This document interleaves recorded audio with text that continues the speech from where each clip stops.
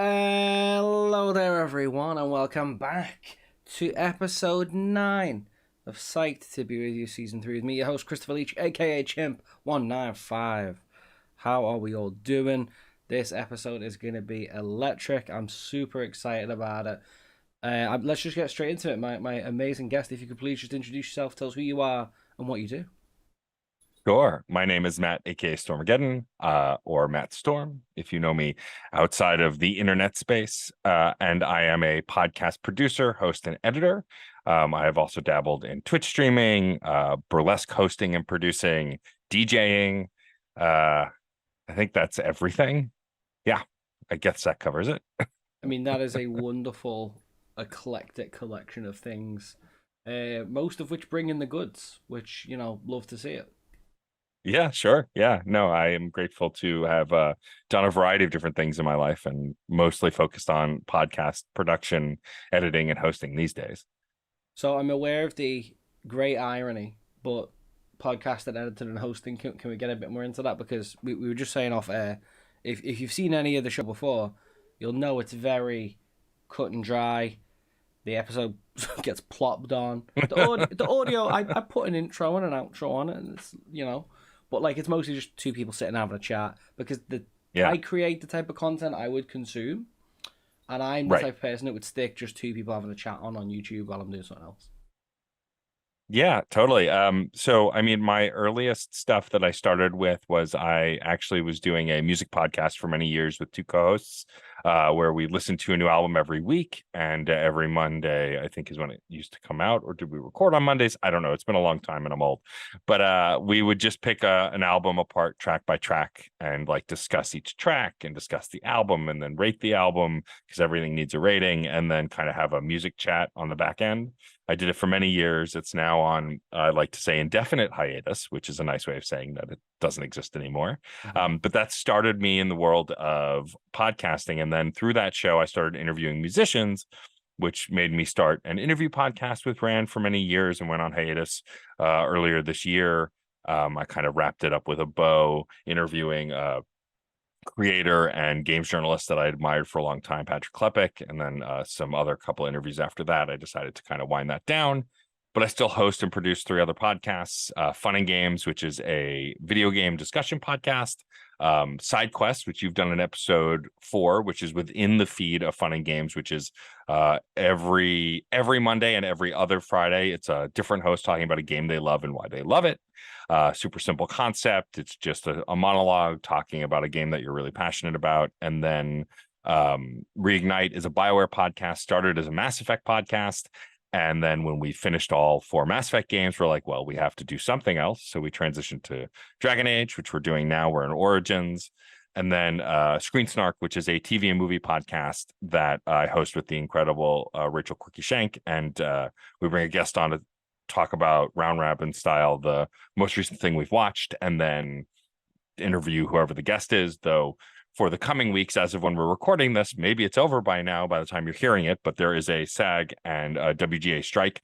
So during that period, we're going to be discussing YouTube series and plays and books and pretty much none of the struck material to support the WGA and SAG-AFTRA, which was a decision we didn't come to lightly, but was important. And so the show, by the time you check it out now, may be back to normal, or we may still be striking through the end of the year. Who the hell knows? But yeah, that's kind of the broad strokes. And I've been doing it for about 11 years now, podcast hosting, producing, and editing. So I almost hope you haven't listened to any of my podcasts, because I feel like with that level of expertise, it's not going to be good. Oh, stop. That's definitely not true. In truth, podcasts can be many things, right? And I'd like to think I'm a decent talk show person. It's this bit that I excel at. Whether people enjoy listening to that is a them problem. I just enjoy having chats with brilliant people. Yeah, I mean, my original interview show was mostly that, and I've built a lot of my shows on that concept. I wouldn't call any of my podcasts editorial. I mean, I guess Fun and Games sometimes when we cover like PAX and stuff like that, that they're sort of being editorial, but for the most part, it's just folks having a chat. whether it's me and my co-hosts or us and a guest. Like, it is meant to, all of my shows are meant to be very conversational, because like you say, I make the stuff that I'd want to hear. And I like I like analytical stuff. I like journalism and great journalistic shows, but that's not what I want to make. And that's not what I primarily listen to. So I tend to stick to the more conversational, casual stuff. Mm-hmm. So one of the sort of big emphases that I have with this show is about, not just what we do, but why we do it. So and I think like this is maybe a question people don't think about, because podcasts are kind of consumed more than they're thought about. But like, what got you into podcasting? What made you think, yeah, podcast, that's it? So the person who got me into podcasting, I no longer follow, because he turned out to be can I swear on this show? Oh yeah. Oh, great. He turned out to be a horrible piece of shit. But in the early days of podcasting, if you listen to podcasts, you knew Chris Hardwick, who turned out to be an abusive shit. But he ran a podcast called The Nerdist, and I really liked it. And I listened to it for many years. And it was mostly him just chatting with other folks. And I was like, well, I mean, I can do that. And I have connections to cool folks that I could chat with. And so, like, that's kind of where my inspiration for a lot of stuff came from. The music show came from just me and my two closest friends being really big music nerds and figuring, well, if anyone asshole with a microphone can make a podcast, we can do it. And we tried it. And like, the early episodes are awful. Crash Chords is still available on all podcast platforms, as far as I know. And after the first like 10 or 15 episodes, we got our like shit together and we really understood. We stopped recording into an iPad microphone and bought like actual microphones. And but yeah, my early inspirations for podcasting was mostly my love of music and then my love of comedy, because a lot of the podcasts in the early days that I listened to, and a lot of the more famous ones that have been around a while, were done by comedians. I mean, Mark Maron's been doing this longer than any of us, and he was a stand-up and then was struggling as a stand-up, made a podcast, made connections, and then came back around as a stand-up. And so like, that's where my earliest inspirations to do this came from, is from those places. And then it just kind of naturally grew from there, leaning into my interests. I'm a big TV and movie nerd, and obviously a big video game nerd, as you know. And so like, Fun and Games just came from me and Jeff like sitting on my couch talking about games for hours, and both of our spouses being like, this is ridiculous, stop, like, go make a podcast or something. Like, we're here too. And so we did, despite them. And then they were our guests on our 100th episode to talk about games with us, which was kind of fun. But nice. Yeah, it came from like, I just liked talk shows. I liked chatting with people and meeting people. I've always been an extrovert until the minute I'm not. I'm mostly an introvert, but like, in comfortable social settings, I can be extroverted, and I really like just learning about people and learning about what they do, which is a lot of where the origins and inspirations for wanting to engage in this stuff came from. So I was saying this to a previous guest recently, actually. Like, I would file myself as an introvert that wears a very extrovert coat. Yeah, I yeah, would charge totally when I'm alone. Like, I need that time to just sit and bury my head in a game or a book or something. But like, I mean, we met at PAX. Get me in front of an audience. Love it. Living my best life. Loving it. Yeah, same. Yeah, totally. Yeah, I'm nervous to the minute I get on the panel stage, and then once I'm sitting at the panel, I'm fine. Like, I'm having a blast. I'm loving it. But yeah, I'm the same way. So, I mean, I'm realizing that this is very almost tawdry when on a podcast. But like, because you said yourself, any asshole can grab a microphone and do a podcast, right? But what advice would you give to someone who wanted to start a podcast? And I will preface that with, I legitimately started this when I was chatting to some PhD friends, and we were like, we should time capsule our journeys. We should chat where we are now, like year one, and meet up semi-regularly to then follow that. And I kind of put this idea out into the Twitter universe, RIP, gone but not forgotten. And like, people are like, yeah, sounds like a really cool idea. I'd like to chat to you about what you do and why. And then I just did episodes and didn't stop. Yeah, I mean, that's like, it's funny. I think the best advice I can give is just to do it, like, to just record stuff. Maybe don't release everything right away, but record a bunch of stuff, really get a sense of it. But I think the best advice I can give is find a niche.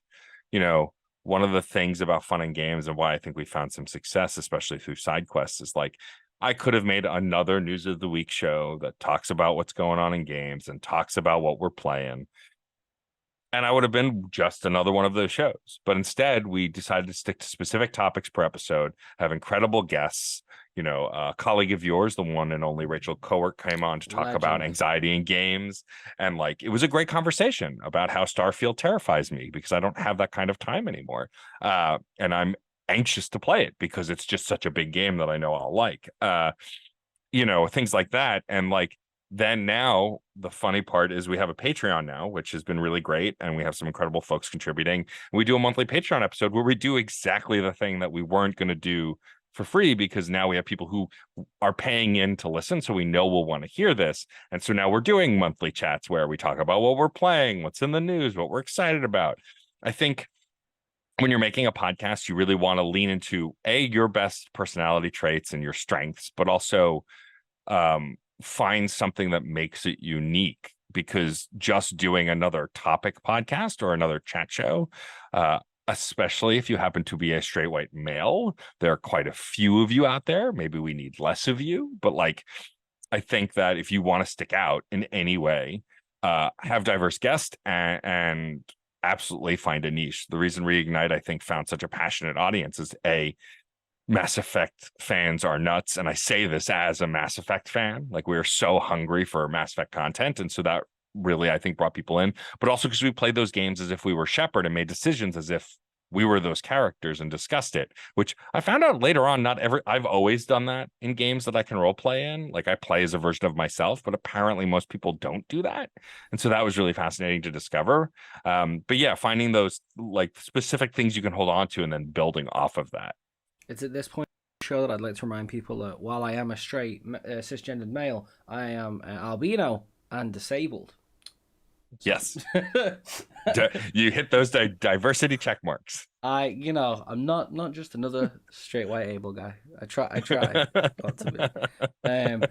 The what you were touching on there with the avatar is really interesting, because I found that come out a little bit in some of my own sort of research, and there is a whole school of research that looks on avatar relationship, but it's like, avatar is me, avatar is other, avatar, and those relationships are so dynamic, and I think it sort of, there is that element of, if I play Final Fantasy VII, I want to feel like I'm all the party members, even though they have their own sort of personalities and they interact differently. Whereas when I play as like, Geralt, it's like, okay, well, I've read a lot of The Witcher. I'm a nerd. So it's like, okay, well, I have an idea of what like he would do, but if that's different to what I might do in any situation, which choice do I pick? And that, I think, is fascinating as like an area of discussion. Yeah, totally. I mean, I think, and I don't know that I prefer one of the other. I mean, like, I just finished Final Fantasy 16 not that long ago, and I loved it. And I loved Clive, a character who I can relate to on some levels, but is definitely very much a character that's not me.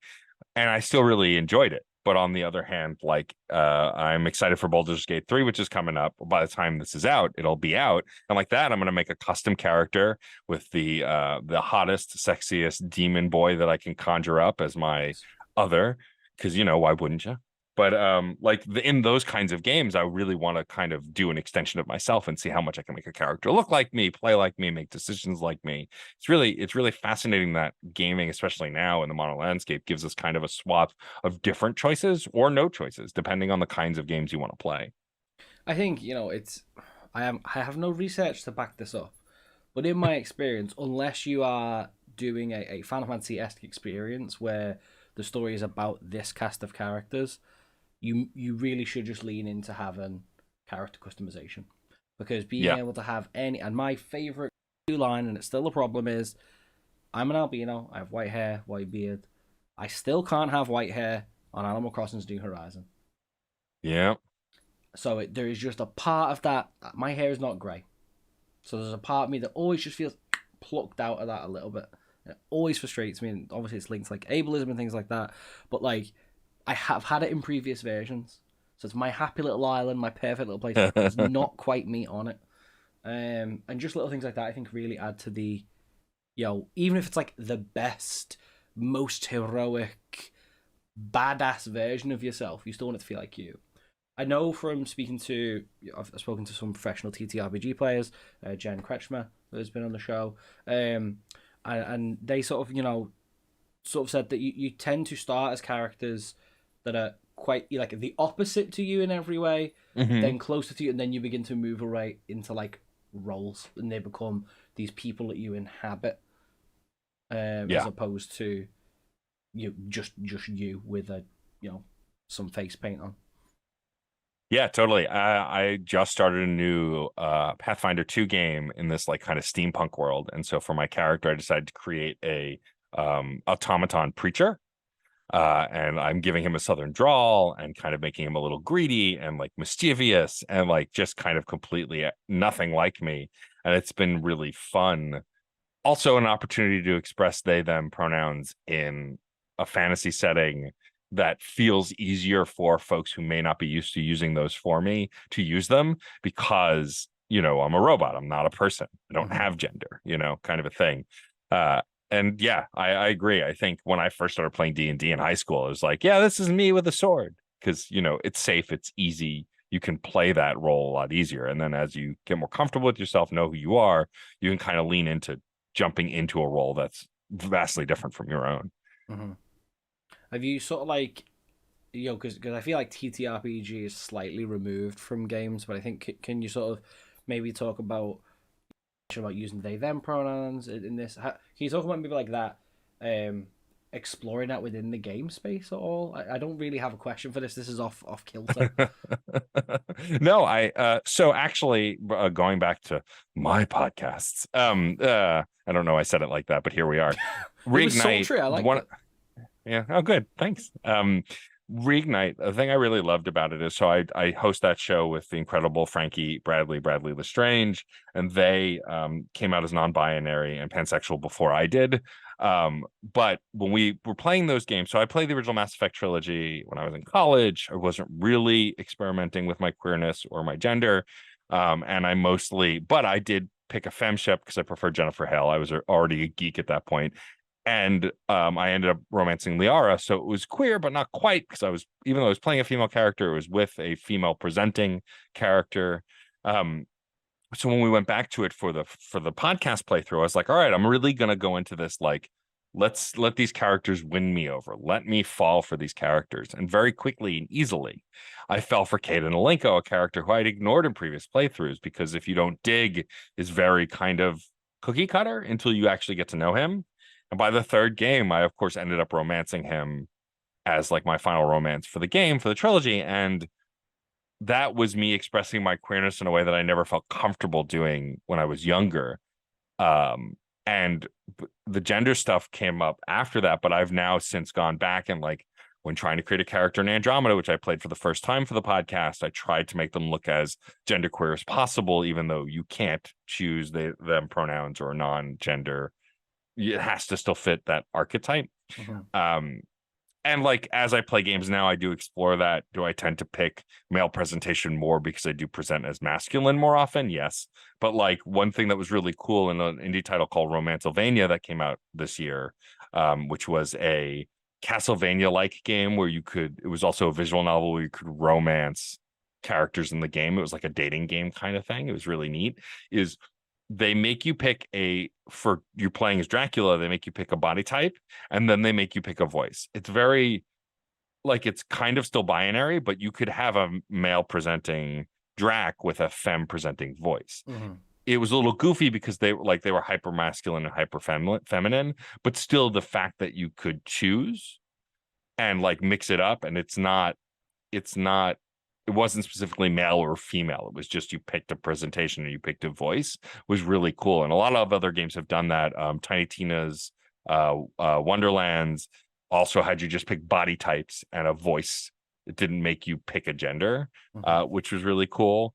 So I like those kinds of things. I like how games have gotten better with it.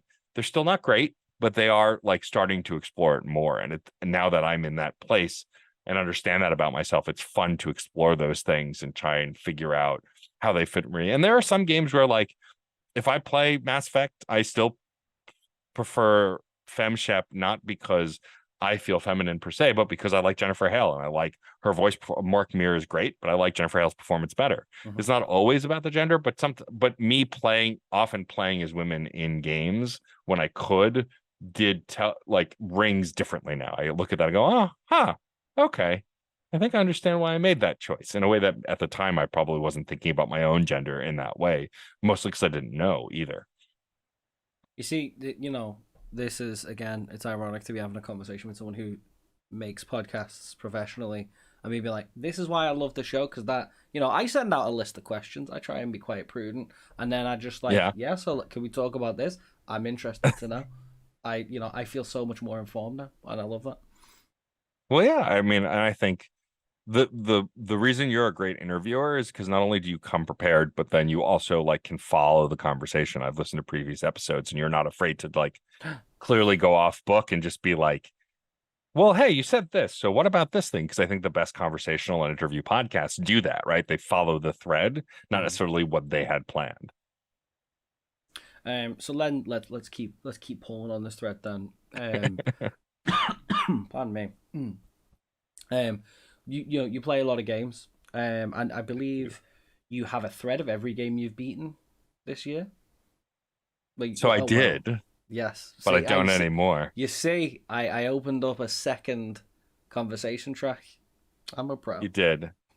So those who don't follow me on Twitter, I used to be DJ underscore Stormageddon. Wow, that was great. I can't even say my own username. I used to be DJ underscore Stormageddon on Twitter. But unfortunately, because I decided to clap back at TERFs with a threatening cartoon kitten holding a knife, I got permanently banned from Twitter on that profile. I, during Pride Month, shared a photo of a cute cat saying, if you don't get my pronouns right, I'll identify as a problem. It was meant to be funny, but also absolutely true because I hate TERFs. And somebody reported it who is following me. I have no idea who, but apparently someone. And Twitter just banned me and suspended my account. So I can still access it, but I can't tweet. I can't see my followers. I can't do anything. And so I've shifted over to the Fun and Games Pod Twitter just for my shit posting. But yes, I did until that went under because Elon Musk sucks.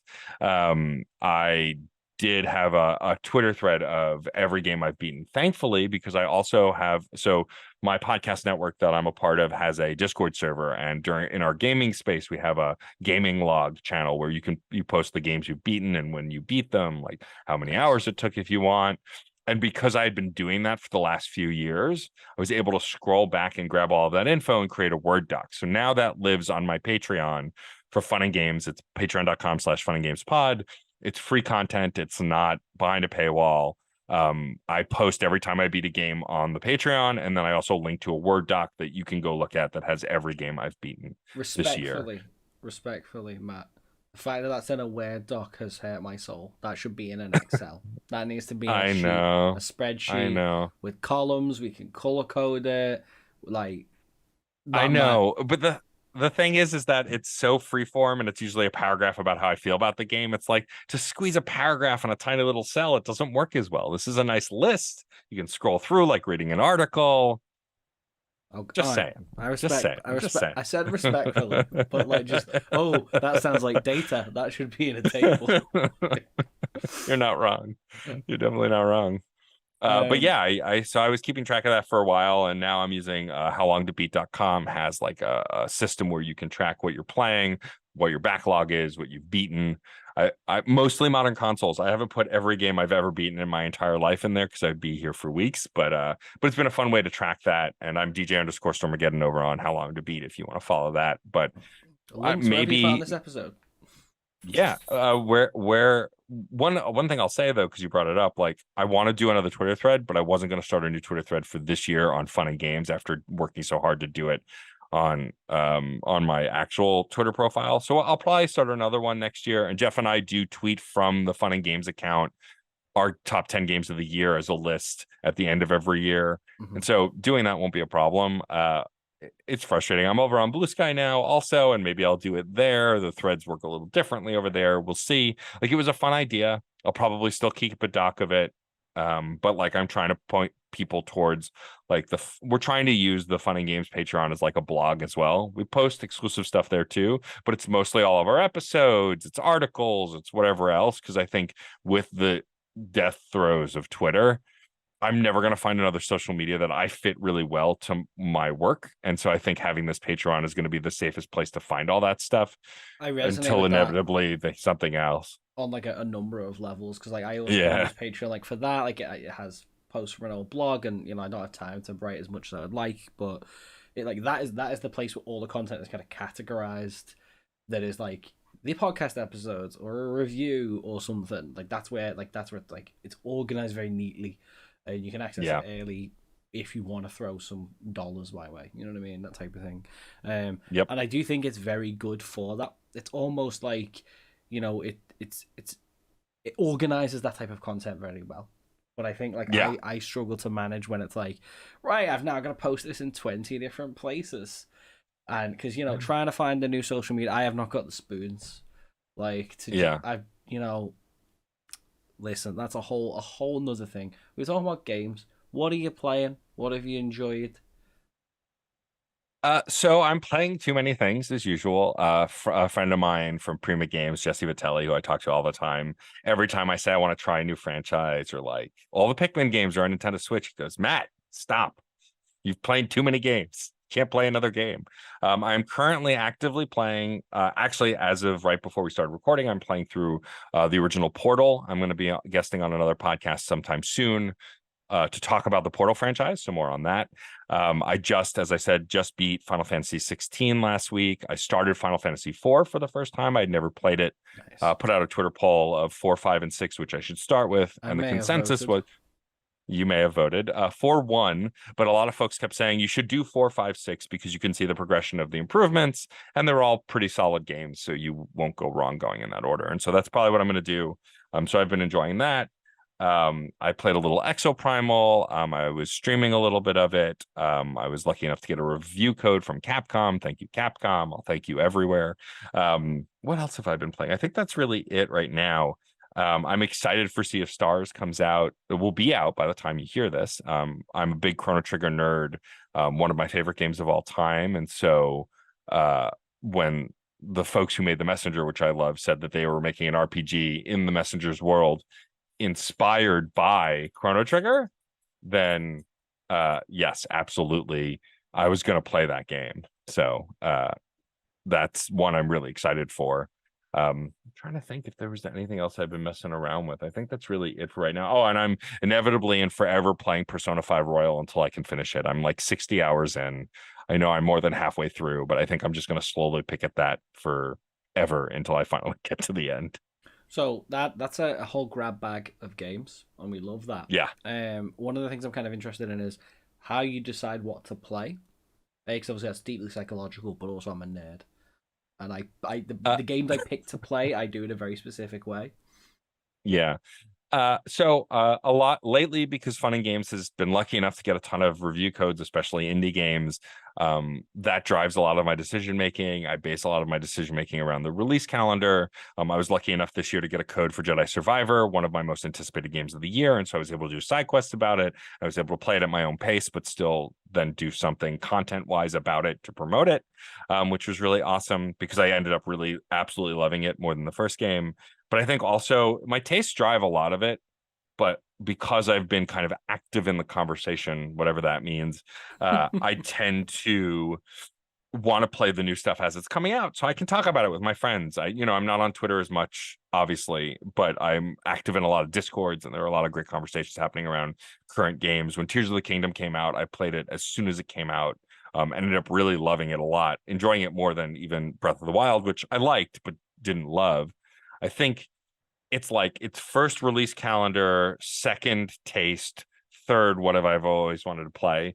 Like I wasn't planning on replaying Portal, and then when I got asked to do this podcast to talk about the franchise, I was like, well, it's been a while since I've played them. I should at least replay the first one because it's like 4 hours long, and then like play a chunk of the second one if I don't finish it. But like, so when I guessed on stuff, I ended up playing last month. Well, not all three, but I ended up being on a podcast that has yet to air, though will have aired by the time this airs. Love content creation. I know. Jeremy Bearimy. Like, I guested on a show called Tales from the Backlog, where me and two other guests, along with Dave, the host, talked about all three versions of Metroid 2, the original, the Nintendo remake, and then AM2R. I'd played the Samus Returns remake right before Dread came out a few years ago, but I'd never played 2 or AM2R, and so I played those both for that show. Like, I find myself inserting stuff if it's for a podcast, and then like if I just hear something that's supposed to be really great, sometimes I'll drop everything. I played Dredge also this month, and Dredge is a indie game about fishing and Cthulhu and horrors, and it's like a horror game as well. It was great. I loved it, and like that was just because I heard it on a podcast, folks talking about it. I was like, oh, I want to play this. This sounds great, and then went to check it. So I guess podcasts are also a big influence of that. Like, as things start to stack at the tail end of the year, I don't know what I'm going to do. Like, I'm excited for Alan Wake and Spider-Man 2, and they come out like 2 weeks apart or a week apart, and then we're getting Super Mario RPG like a week later, or Mario Wonder a week later, and then I think Mario RPG is in November. So like my fall is completely fucked as far as figuring out what the hell to play, because there's so many games coming out. It's a both wonderful yet dangerous time to be alive if you like playing games. Correct. Yeah. And I try not to abandon stuff. I am better as an adult of like, if I'm not having a good time, saying, okay, I don't have to play this game anymore. I don't have to finish it. But I like to finish things, so I hate to jump to new games. I can only juggle 1 or 2 games at once. Like I'll play a Switch game, I'll play a game on my PlayStation 5, and maybe a PC game. Like if I can have 1 game per platform, usually I can keep them straight. But like if you play too many action adventure games at the same time as an RPG, your controls are going to get off. I tried playing The Witcher 3 the first time, like while playing 3 other games, couldn't keep it straight. Witcher's controls were too complicated. When I went back and just focused on it many years later, I was like, oh, this is great. This is awesome. So I try not to overburden my brain with like trying to remember the control schemes of too many games at once. I promise I'm not just attempting to flay it with you. Truly, but like no, I don't mind it though. I'm here for it. resonate with that on multiple levels, because obviously everyone's got a backlog, right? And I have like I try and alternate between a game that I'm midway through and something that I haven't started, and then I alternate between those. So like I was admittedly only 3 hours into Fire Emblem 3 Heroes, but I went back and just finished that. Just like, right, we're gonna sit down, we're gonna do the thing.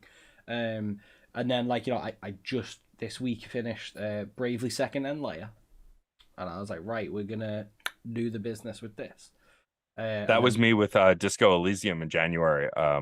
Dave, who I mentioned before, had done a side quest episode, and I listened to it. And I was like, oh, I really need to play this game. I got like halfway through it and then just dropped it because of other things. So I sat down and just focused in. I was like, all right, and I loved it. Of course, it was a great game. But like, I do that all the time, where like I'll abandon something for half a year, and then I'll come back and go, all right, that's it. This week we're plowing through it. We're getting through it. We're finishing the game. And the reverse of that is, and as I think I noted on the side quest episode for yourself, was I love Deep Rock Galactic, and there are a few endless games that I could just play forever, but I have to like, no, I've this 100 hours, we're putting it down.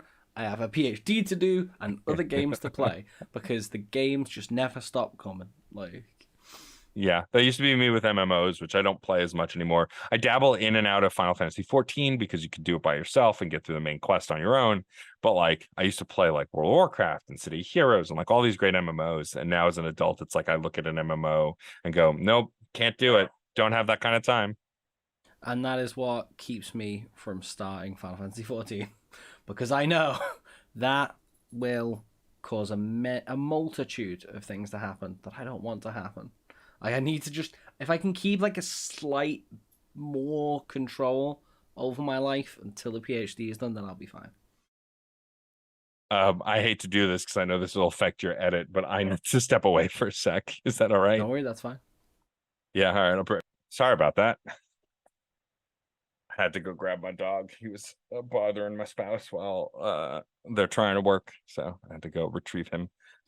That's not a problem. If I was gonna, edit an episode for anyone, might it be you? You know what I mean? You're well, thank you. I appreciate that. If I was gonna, you deserve getting re-rendered in full 1080 PhD.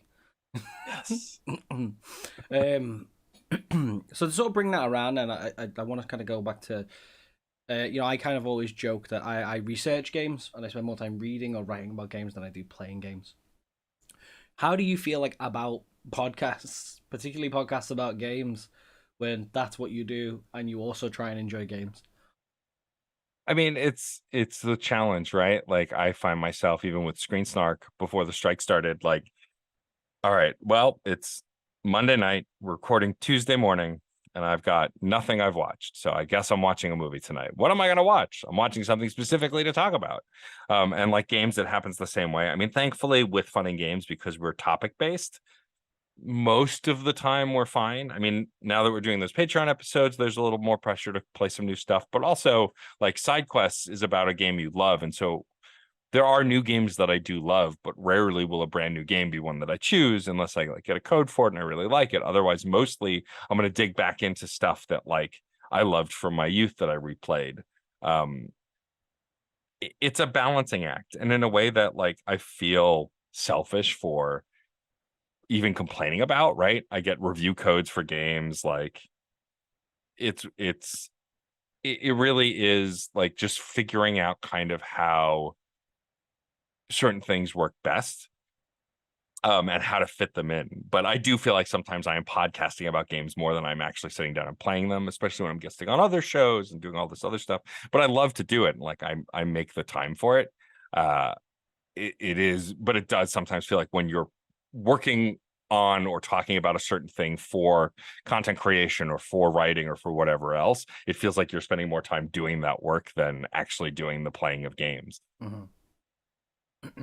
So is there then, I think, is there anything that you've kind of gone through as almost like a labor of love? Because like, well, I need to do it for this work thing, and I'm maybe not really like enjoying it a lot. You don't have to name names per se, but have you kind of had that almost like that boss battle of like, right, we've got to just plow through this to get it? Because you mentioned Portal before. Portal, I would say, is quite enjoyable.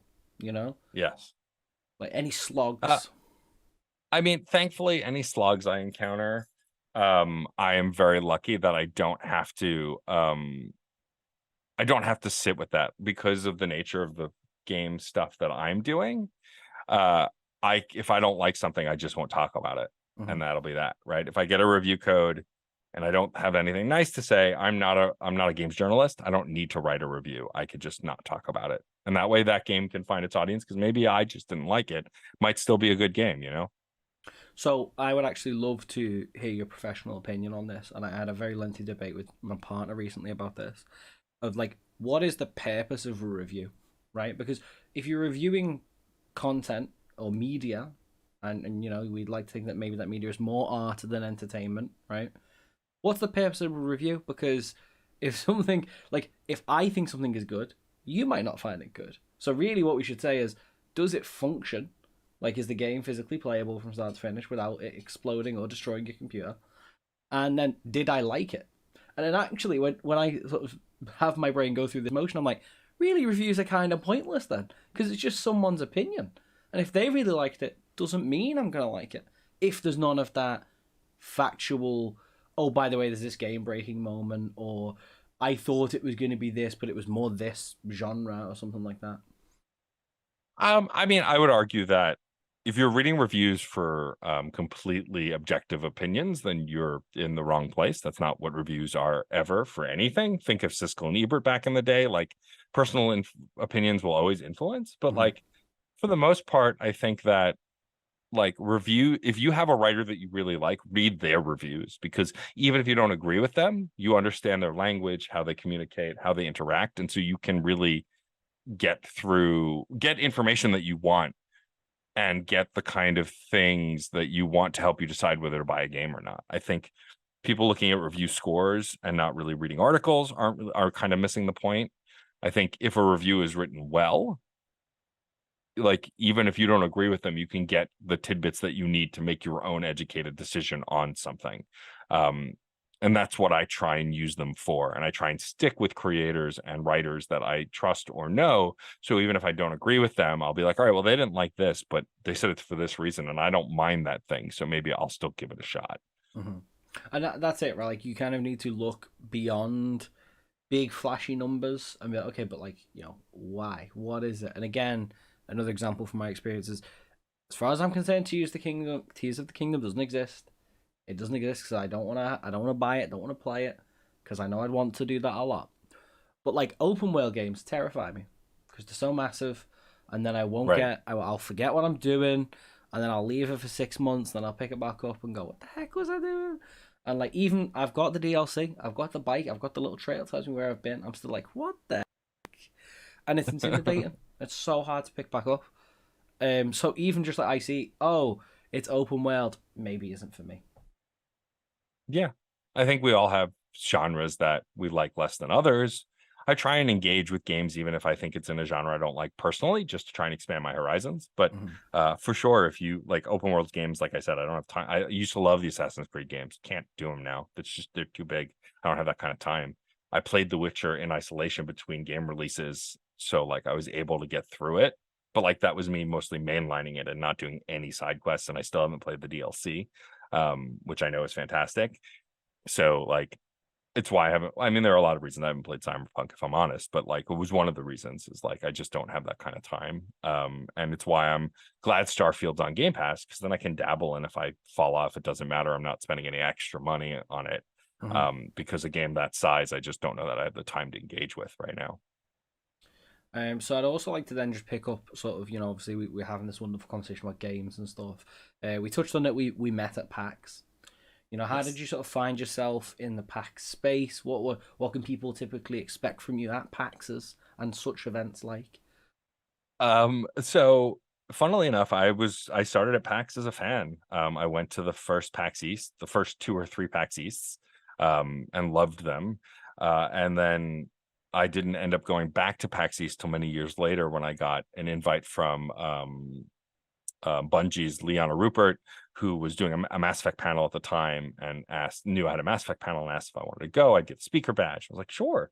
And I ended up going, and it was great. I made connections. And so like now most of it is like we do, my co-host and I, whether one or both of us go to a convention, we do coverage where we'll interview developers. We'll do like 10 to 12 clips of different interviews that we've done. If we do a panel, we'll record that and release that. I got very lucky to do a PAX East panel last year that was about queer representation in gaming with a really diverse panel, which was awesome.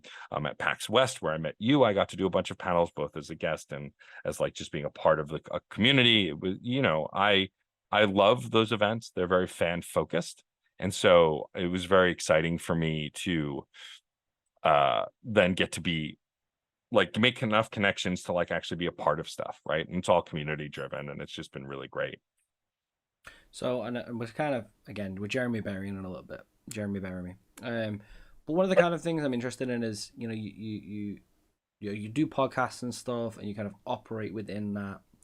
And that is kind of like, the mainstay of what you say you do. And as I say, we try and peel that back a little bit further. But how do you kind of feel like managing that as a thing? Like, that's not really a question. It doesn't really make any sense. But like, how do you kind of manage doing all that and playing all the games and like doing that, because it is a lot, right? There's an endless amount of content in an endless and vast internet. Like, how do you kind of not get overlooked by it? I do, is the answer. I do get overwhelmed and burned out. I try not to. I've just found a flow. I honestly, I really love doing it. I really love doing the work, and so I think that's really been helpful. I but it's moderation, it's understanding and knowing your limits, and it took me many years to get there. I've been doing this, like I said, for almost 11 years, and there were many years of burnout and not knowing what I wanted to do. And I think it's just focusing in and understanding your limits, which I learn more and more each year. But I don't think there's a person on the planet who does the kind of stuff we do and says they never get burned out. I just don't think it's possible. I think we all have limits, and it's the understanding and being kind to yourself that I think is the easiest and best way to do it, although it's not always easy in practice. So is there anything that you have kind of like explicitly reserved as like, I won't do work on this is my thing for fun, this is my outside of work thing or time? Yes and no. I mean, because social media exists and I like interacting with folks, I post when I'm playing stuff. But like, Final Fantasy 16 was just for me. I talked about it on the bonus Patreon podcast, but like I haven't gone to talk about it anywhere else. Spider-Man 2 and Alan Wake 2 will likely just be for me mostly, because they're 2 of my most anticipated games of the year. It depends on the game, but like if there's an opportunity to talk about it and I want to, I'll take it. but there are the Yakuza games are games that I've talked about on other podcasts, but like when new ones come out, I just want to play it. I don't want to talk about it. I don't want to go anywhere. I just want to play the games. I love that franchise so much, and I just kind of just sink into them. Um, but yeah, it's case by case, but I definitely do have those games that like this is I'm just gonna play it. I'm just gonna hang out. Tears of the Kingdom was mostly that. I tweeted about it in the beginning, and then I got so into it I just played it. I didn't really worry about sharing screenshots and talking to people about it. I just played the game and enjoyed it. um I find those places within games depending on the game when it comes out. I think again, this is something that I'm fully aware of the irony, but like, do you find it difficult to almost like, if you're sharing so much of yourself, because if you're talking about what you're passionate about and the things that you care about, and you mentioned music and games and TV, film, YouTube series, etc. Do you find it almost hard to like manage that time for yourself at night, like this is separate and this is just for me, like actually physically managing it when you're putting so much of yourself out there? uh It was harder. I'm very grateful to have a very understanding and incredible spouse who I mostly only watch TV and movies with them. I don't do a lot of TV and movie watching on my own. Um, and so that's a shared experience that's very much, I will talk about those shows that we watch if they coincide with Screen Snark, but for the most part, that's just for me. Mm-hmm. Um, it is sometimes hard to not think about how can I process this through the content meat grinder, right? Like we want to put everything in it. But I'm a pretty public person, but I think there's still a lot of aspects of my life that like I struggled with my gender identity for a long time before I came out publicly about it.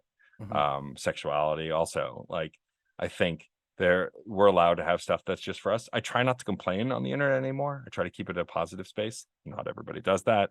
I have a Twitter alt with like 10 followers of my closest friends who I can bitch and complain to, or I'll text a friend, but I try not to publicly complain. If there are things worth pushing up against, police brutality, discrimination, all that stuff, I'm all for that. But like my Mm-hmm. personal struggles, I don't think the public really needs to know. Like if something tragic happens and I want people to know on a broader level, I'll do it. But like for the most part, that like you're allowed to suffer with your close and personal friends and on your own, not publicly in the internet space. Yeah, no, I get that. I suppose the other side of that question, I guess, is you are a public figure. I Yeah. personally would say that you are very well known, at least in the space. Like I knew of you before I knew you, in the capacity that I did. So how do you kind of manage those parasocial relationships when you are someone that people think that they know? I mean, I'm pretty welcoming and open, so I try not to make it weird. Most folks are really nice and really kind and really sweet. A lot of the listeners to the podcasts are too. So I feel like I don't really have to deal with that much. That doesn't mean I won't ever, but most of the time those engagements have been really cool and really chill. And so I haven't really, and I try and remember that when I like a creator, right? Like I know what they like, but I don't really know them per se, and try to remember that. Yeah, it's different to be like, hey, I like your thing, or I've seen you on, this, or I'm a big fan of your Twitch or whatever, and then be like, so I like every one of your posts on Instagram. Why Uh, haven't you ever replied to my message? I mean, gratefully being male presenting, even if I'm not a man, helps keep that away. But I know tons when I was in the burlesque sphere, a lot of the female presenting performers dealt with that all the time, right? Like they post attractive photos of themselves online because that's the whole burlesque bit. And people take it as an open invitation to just say terrible things, and do terrible things. I'm interested just because I'm interested, but how does one find oneself in the production of the burlesque space? Legitimately, I feel like I have an idea of what I think that is, but can you clarify that for listeners? What even is the burlesque Sure. space? Burlesque is an art of striptease, usually to music, some kind of theme, or it's meant to be seductive and intriguing. It can also be comical and silly. And I got involved just because the local bar that I used to go to had burlesque shows. I met some of the producers, became friends with them, started DJing for those shows, and kind of went from there.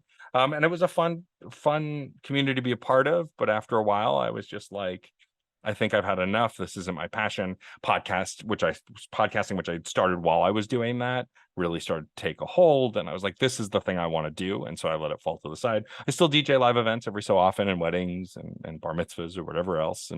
But for the most part, podcasting has taken the priority. But I just found it through nerdy spaces. I started going to nerdy burlesque shows, which there were a ton of in New York. And like, it kind of just, they were all really cool. A lot of them were really cool people, really nerdy people who just wanted to hang out and chat about these geeky things. And it was kind of a fun community to be a part of for a while. And I promise you, I'm not asking this to be in any way confrontational. It's a question. It's a question that I have heard people ask, which is why I'm asking it to you as a professional. People say, "Why do you need a DJ?" You know, like, we have Spotify now. You know, I've heard people like plan weddings and go, "Well, we'll just stick a playlist on. We'll do a playlist that we've curated. We don't need a DJ." So actually, to sound confrontational, defend yourself, Matt. Why DJs? Why we need them? The playlist can't get a vibe for a night. You put a bunch of dance songs together, people are going to be tired, non-interactive. You want to follow a flow and an understanding. Yes, you could just use a playlist, but if you're doing a wedding or a bar mitzvah or a graduation party or like any kind of event that has a flow and, you know, a mood, you want to fit that. Also, I personalize the weddings that I do. I get to know the couple. I know their music tastes. I try and sub in stuff that they'll really enjoy, expose them to new stuff they're not familiar with. Do you need that? No. Do I think it will be a much less fun wedding? Go to a wedding that just has an iPod and go to a wedding that has an actual DJ, and you tell me which one you had more fun at, because I promise you it will not be the iPod.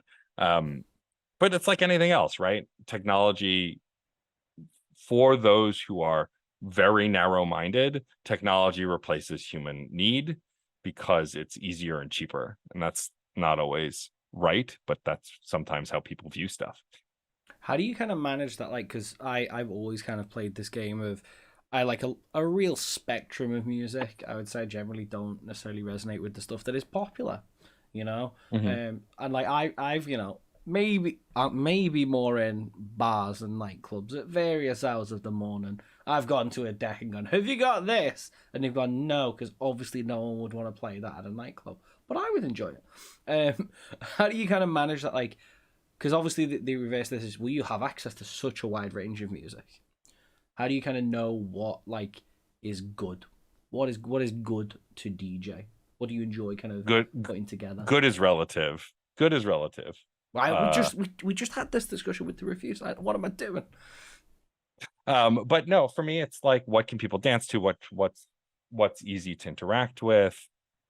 What's, you know, kind of hold on one sec. I'm so sorry. Sorry about that.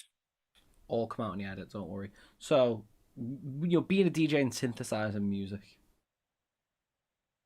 Yeah, I mean, like, so being a DJ, I think, and understanding music is something anyone can do, because you can kind of follow your heart on what you like and if you can dance to it, other folks probably can. You know, I think I try for weddings to keep it, you know, kid friendly. If it's an all ages wedding, you know, make it approachable. It's impossible to stay on top of everything that's great in the top 40. There's so much. I just try and listen to anything. I'm also pretty open-minded when it comes to the type of music. And so like I try and think about how someone with a less broader taste of music might lean into certain kinds of music. You know, try not to play a lot of screamo or heavy metal at a wedding where mostly they listen to country and pop, right? Those kinds of things. But I think ultimately a lot of pop music is pretty universal, and I think if you like it, likely other folks will like it as well. That said, it's not a perfect one-to-one. I've also, like, I don't know, I listen to music very actively. I'm not a passive music listener, and so I may hear things that other folks don't. I think that's what's made me an effective DJ, is that I really lean into what I like and what I pull from these songs, because even other people don't necessarily know what they're hearing, like, because I can tell what makes it catchy, that may make it catchy for other people. These are all like hippy dippy answers. There's no real science. I mean, there is, I'm sure, but like, there's no hard fact. It's more like I kind of try to follow a vibe and understand the vibe of what's required at an event or a party to match that vibe. Have you had any like like moments, and I'm saying this because I've witnessed one of these at a wedding where like a guest has been like, play this song, and you're like, mate, I'm maybe not sure about that, and they're like, no, play this song, and then like there's like two people dancing to it, and everyone else like goes and sits down. I've had that happen, but mostly if someone requests something, I'll say I'll see if I have it, and just leave it at that. Um, and if people request stuff that like is hateful or is made by people of questionable morality, or songs with questionable morality, I just flat out say I won't play that, and if that upsets them, then that's on them. All unless you're the bridegroom or some combination of, then you're always right, and I'll play whatever you want, even if it's the Macarena, which I hate. Cheesy like naughty's pop. You can't. No, you can dislike it. You probably should dislike it. It was not a good time. No, definitely wasn't. Um, so I feel like one of the things I've kind of heard with what you're doing is you've always kind of led by, oh, I like this thing, I like this place, and you've kind of ended up with the opportunity to pursue that more professionally, and then podcast kind of burning along and being awesome. You now do that, and that's awesome. But what's next? What do you want to be next level after this? What a great question. I mean, I would love to. Contrary to popular belief, I don't podcast full time. I would like to. I do have a day job at the moment that is mostly unimportant, but I'm grateful for. Um, I think that's the next level, is being able to be big enough or popular enough to do it professionally, or not professionally. I'm already a professional doing it full time for more money. But honestly, I don't know what the next level is. I do so much right now, and I pared back so much this year, and I'm still trying to pare back. I think what's next is guesting on very popular podcasts like this one to get my stuff out there. A and like meeting people. I alluded to an interview I had done. I did an incredible interview with Patrick Klepek, who's been in the games journalism space forever, for my now on hiatus podcast, Crash Course Autographs, or it's CPOV Autographs now is the final form. You can still find it. It was great. And like after talking to him, I realized I wanna be able to get to a level where Patrick is, where I can just do stuff. It's unfortunate what happened to Waypoint Radio, but now Remap exists. They own that business, and he's still doing a bunch of other stuff. He's going back to conventions. He's working under his own steam. Like, I want to get to a place where I can do that. I'm well known enough. I've done enough work. I've interacted with enough people that I can do that kind of work too. I don't know how the podcasts evolve. We evolved to include side quests and fun and games. We now have a Patreon that if you like video game content and want to support people, want to support me, that's one of the best ways. But like, we launched that this past January. So that was the next big step for that. Reignite has evolved into going into the Dragon Age franchise. We're going to follow that through to the end. We'll probably go back to whatever new Mass Effect or Dragon Age comes out at some point. I don't know how these shows grow beyond what they have, because honestly, they've done a lot of growing in the last year or two. And I think it's just the beginning.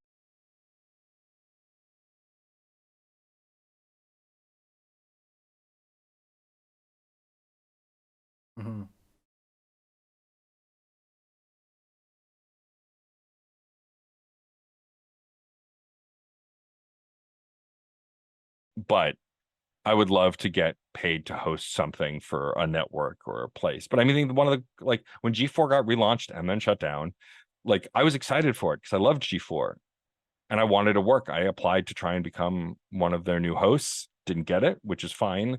But now it got shut down. If I had joined it, I would have experienced what all those folks had to go through, which was horrible. And like, then I might have lost some of my content. I know Gerard lost like some stuff that then eventually I think did come back over to the completionist, but like, because it was tied up and all that stuff. I'm grateful that when companies do things or I want to boycott something, I can just do it. There's no, like, I have a conversation with my co-host, but like, there's no corporate need or connection. It sucks because you don't have that money, but it's great because then I have the freedom to do literally whatever the hell I want, and I often do. And I think that kind of freedom I never want to sacrifice. That said, if Phil Spencer said, tomorrow, can I buy Fun and Games for $2 million and make it our podcast? I would say, yes, here, Phil Spencer, thanks for the $2 million, because there's no such thing as selling out. There's doing what's best for you to make the things that you want to make. I ultimately, content is content, business is business. Yeah. We're all buying and selling something. Yep. Sure Simple as is. And that. like, I want to make it sound like I'm a scrappy indie creator who like loves being indie, and I do. But if I got paid a lot of money to do something less indie, I would totally go for that. Moral ambiguity aside, and obviously if it was right and I believed in it, and like I wouldn't go work for the Republicans or anything. Within But like, limits. Yeah, it's within right. limits. Yeah, Right. yeah. Right. We're all being sensible people here, right? Yes.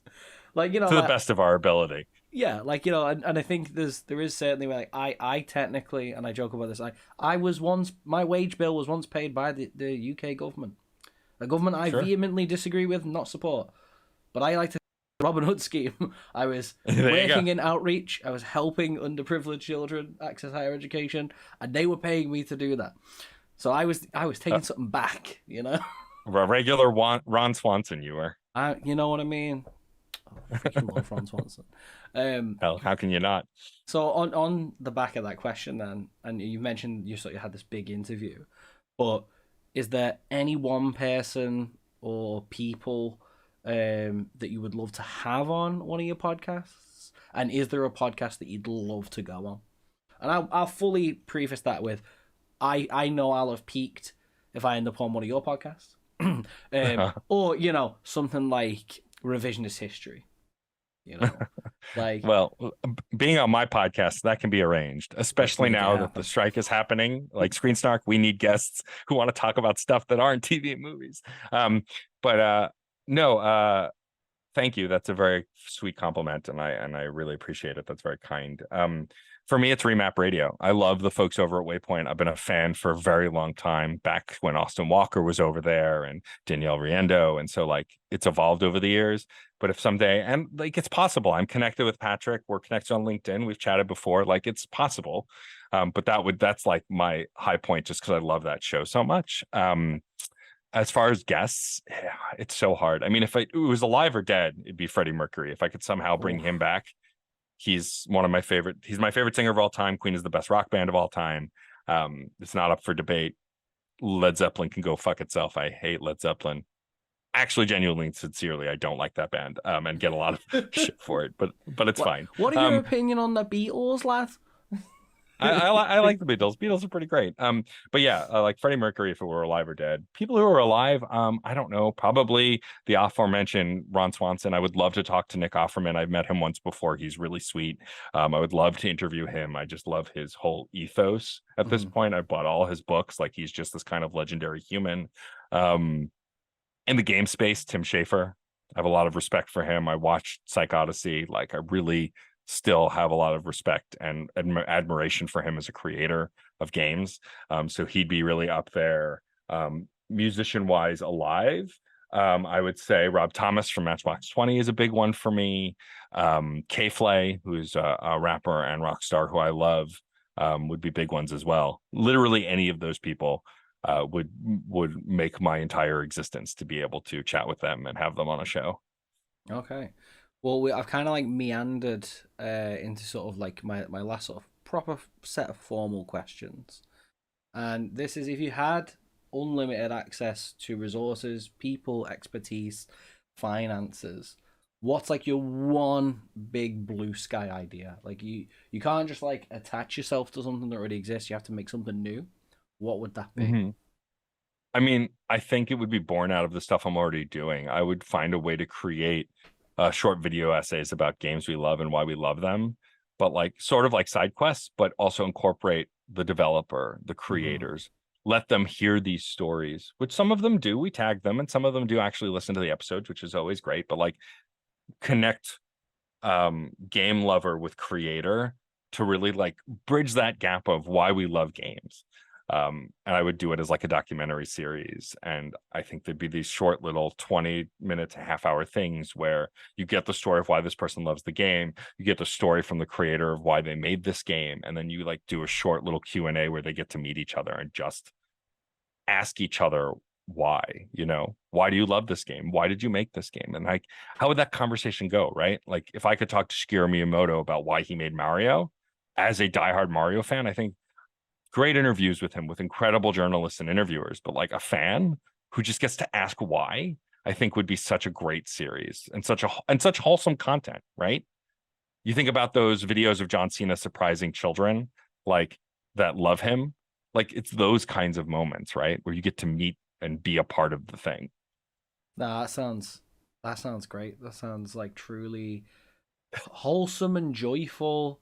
Because like if you could ask one of your favorite creators or people involved in one of your favorite games, like a couple of questions, or even just I think I've had the joy of meeting one of my favorite bands, Fall Out Boy, at a meet and greet. They're amazing. And one of the things that I told myself, I was like, all right, do not brick this moment, do not waste it. If you say one thing to them before you faint, tell them that you're just grateful for their music because it inspired you to pick up a guitar, write your own crappy lyrics, and discover something about yourself that you didn't know you had or needed.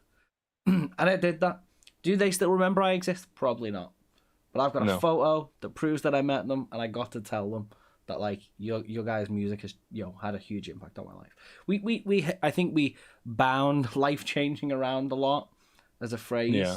but like their music is huge changing of trajectory on my life, right? And I can say I got the chance to tell them that, and I think even in that Yeah. space, just saying why your game has meant so much to me, I think would just be hugely like delightful. I agree. I mean, I've had the pleasure of meeting many creators who I like and whose work I like. That's changed my life. I wrote an article very early on crashcourse.com, which was my music site, about how Eve 6 saved my life. Eve 6 is one of my favorite bands of all time. Max Collins is one of my favorite creators of all time. I love that he's gotten a reputation now under the Eve 6 Twitter of just shit posting constantly. It's the best. But like, I wrote a whole article about how literally their music saved my life, changed the course of my life while I was in high school and I was in a bad place, and like why their music continued to mean so much to me. And like, I think that's like, do I think that I'll have changed their lives if I ever get to tell them that? No. But do I think they appreciate it? Unless you're a shitty person. Yeah. I think most people, very few people create without wanting acknowledgement. We all create to relate.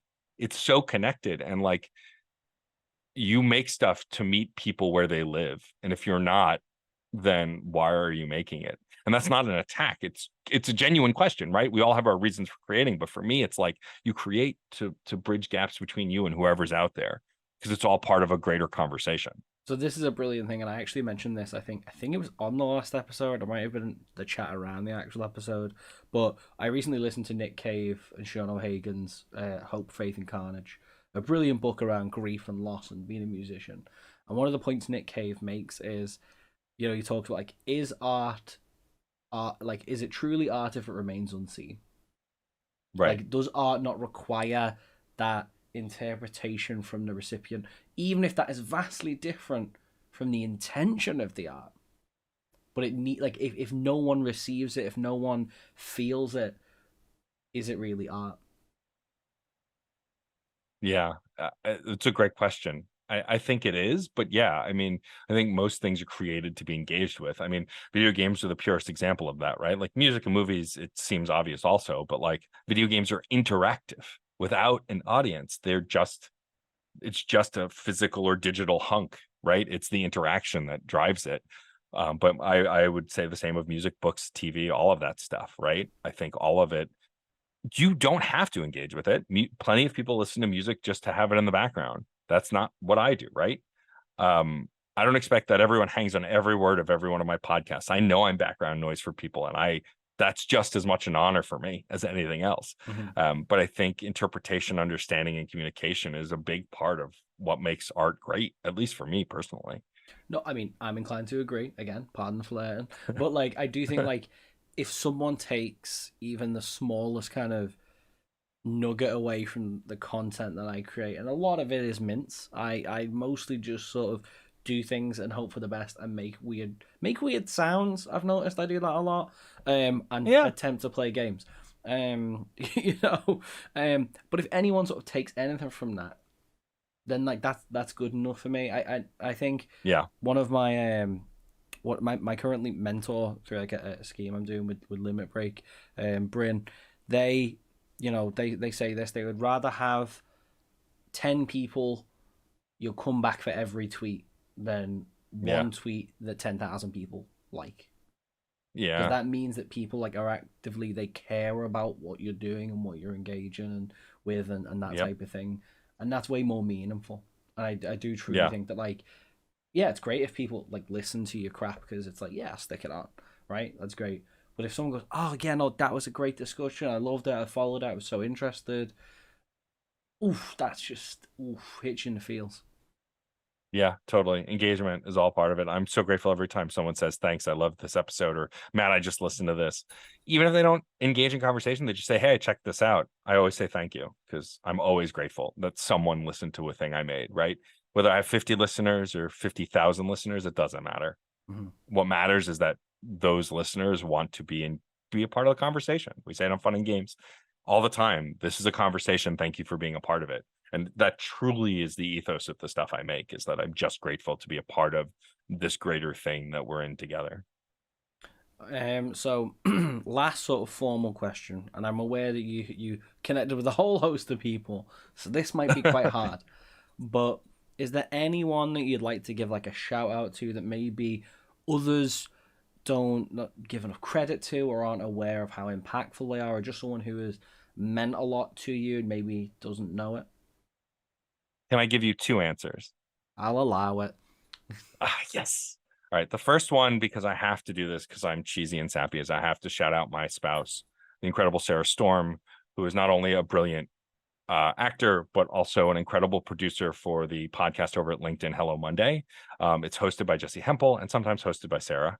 And it's about how the nature of work is changing. And they've had conversations with a huge variety of people, from like Matthew McConaughey to oh no, there's a great career person who came on recently that the name is blanking, but they talked to Laura Jackman about the writer's strike before it became SAG involved. And like, they're doing this incredible thing where it's not just about there's so many other work related things that I've listened to that is just like about the 9 to 5 business job, and this show is about that, but it's also about the arts and accessibility and equality, and it is one of the most informed and brilliant podcasts I've ever listened to. So Hello Monday, it's on LinkedIn, it's on every podcast platform. I highly recommend it. So that's my cheesy sappy answer, because of course I Links want to shout out wherever my you incredible found best. this episode. Well, yeah, links everywhere. And then another creator shout out. It's so hard because there's so many brilliant people that even you and I have worked with that we love. Who Even like just someone that really had like an impact on you, just someone you want to shine the spotlight on for, the kind of minute you talk about them.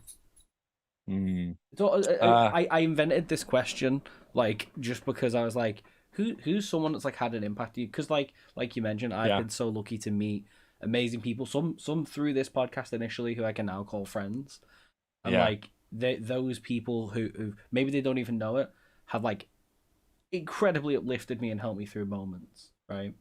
And it's just kind of yeah like, I just think it's nice to just be like, it's almost like that, hey mom, look, I'm on a podcast, kind of like yeah feeling, you know. yeah totally. um Honestly, I have to shout out Kenneth Shepard. If you're not familiar with Kenneth Shepard's work, you should be. He's one of the greatest writers working today. He currently writes for Kotaku. He wrote for Fanbyte before it imploded. He's written for so many different great sites. He's done features on, I believe, IGN and maybe GameSpot. He's done a bunch of different stuff. Just he One of the most brilliant writers working right now, who also will dive headfirst into topics that are important to him, regardless of the kind of feedback or backlash. Even like, he's a big Last of Us fan and engaged in a lot of the tough conversations around that show, around that game. And he's made space for me in the games journalism space that I don't like, that then a lot of other people who I've mentioned over the years also now consider me. Like, I edit for the Game Informer show. Alex Van Aken considers me an equal, someone I listened to for years and adored the work of before I joined anything that he's a part of. Ken Shepard is the focal point of that, because we guested on a panel together. And then he introduced me to a bunch of folks who introduced me to a bunch of folks who introduced me to a bunch of folks. And so I don't even know if he'll listen to this episode, but I need him to know that he changed my life and the way I engage with being able to make the stuff I make, just because he was generous enough to be my friend and introduce me to people and bring me into spaces. So I think he deserves a shout out. And if you're not reading his, he has XP Share, which is a whole vertical on Kotaku about Pokemon. I was featured in an article about why queer people like the fairy type Pokemon and like what that like correlation and connection. And just go look that up, go read it. But yeah, that's my shout out, my great inspiration. I know I've already said this like during the time we've recorded this, but like, oh man, I love this show. I love doing this type of conversation because that made me feel things, Matt. That made me feel things. I'm glad that I live in a time and space where I can feel things and that be okay. Well, thank you for giving me a platform to do that. To have a bit of fun with you before we wrap Yeah. up, though, you are going to a biodome of your choice. You can take with you one. Like one box set, film, TV show, other if you'd like to, especially with the current circumstances. A book, an album, and a game. Where are you going, and what are you taking with you? I'm gonna find some way to download the entirety of Game Theory. Yep, I'm a Matt Pat fan. I know he gets some shade online. He's considered cheesy. I've always been a fan. So I'm gonna take his entire catalog of Game Theory with me because I love those videos. I love learning wacky things about my favorite franchises. Music, I'm gonna cheat. It's gonna be the 3-disc platinum box set of Queen, the Platinum Hits collection. Because while I love all their albums, that's like the essential. Can't live without that. If it comes in one, I was gonna say physical product, but if it comes in one product, I'll allow it. Totally fine. Great. Book is tough because I struggle to read. I'm a slow reader. I like listening to audiobooks much more because I can hear. I absorb things through hearing better than I do through reading. You can take an audio, but that's fine. We're accessible on this show. That's true. I don't know. It's tough between my favorite book and like a book that's really helped me. So if I'm taking something to help me in this biodome, it's going to be Paddle Your Own Canoe by Nick Offerman. Just a really great book, brilliant book about like loving the things that you do and how to do them well. And then my favorite book of all time is The Hitchhiker's Guide to the Galaxy, nice. Douglas Adams. That one also, if I had to, it would be one of those two. And then game, it's Chrono Trigger. Like, I don't even have to think about that. Like, if I could only play one game for the rest of my life, I've already played that game dozens and dozens of times. And I still will probably play it dozens and dozens more. It's one of the best RPGs ever made. It has one of the best video game soundtracks in the history of video game soundtracks, and some of the best storytelling in video games even to this day. So that's an easy choice for me. And I feel like not enough people appreciate the Akira Toriyama art style. Right? Like even with the Dragon Quest stuff now, it's like people overlook that. Like it never comes up in conversation. It's people like, never talk about it. It's legendary. I have an in-box version of Chrono Trigger with the instruction manual. A friend of mine gave it to me. Very grateful. That artwork is beautiful, and at a time when the games didn't look like that. Like now, Dragon Ball Z Super, I think it's called, whatever the new fighting game is. It's his animations come to life, right? But like back in the day, we didn't have that in games, and so like I love his work in that. I geeked out about it on another podcast very recently called Nostalgia Marcanum. And like, it's one of those games that every time I go back to it, I just get something else from it. And it's like my lifeblood almost. Do you have a preferred version? Yes, the DS version, because it took the improved PlayStation version that had shitty load times and condensed it onto a cartridge. So then the load times were great. It has additional cutscenes by Akira Toriyama. Folks are often annoyed because they didn't replace the in-game cutscenes with the animated ones. The animated cutscene happens and then the in-game one happens right after. But I like it. It's like getting two perspectives of the same scene. But the DS version is absolutely the definitive version. If you can't get that, the Steam version for access, it's much better than the crappy mobile port. They improved it alongside when they were making the Pixel remasters. They improved that version of Chrono Trigger. It's still not perfect, but it's better. And then, the original Super Nintendo is fine. But like if I had to pick a version, it's definitely the version for the Nintendo DS. Gonna flex and say I have the DS version. I'm inclined to agree with you. Let's go. So do I. Yeah. And why have we not got it on Switch yet? Someone riddle me this. First, for the same reason we didn't get Mario RPG. Maybe they're working on a remake. I don't know. Who knows? Okay, so hear me out, right? And I think I don't know if I've said this before on this show, right? But hear me out. Hear me out. Chrono Trigger remake with the same combat style as Final Fantasy VII remake. Yeah, I play it 100%. Absolutely. Because Yeah. like that again, and we could have a whole nother conversation about Chrono Trigger, right? But like the fact that like the physical space that you're in affects the attacks and the moves, and you Yeah. can hit more stuff if you wiggle about a little bit or do another move or give it 10 seconds, right? That Yeah. kind of like each character is completely unique, have their own fight style. There's the combo moves. It would even work on this like build up ATB with physical attacks to then do like Yeah. yeah, like throw off some slash moves, switch to frog, blow some bubbles, do X slash. Sign me up, take my money.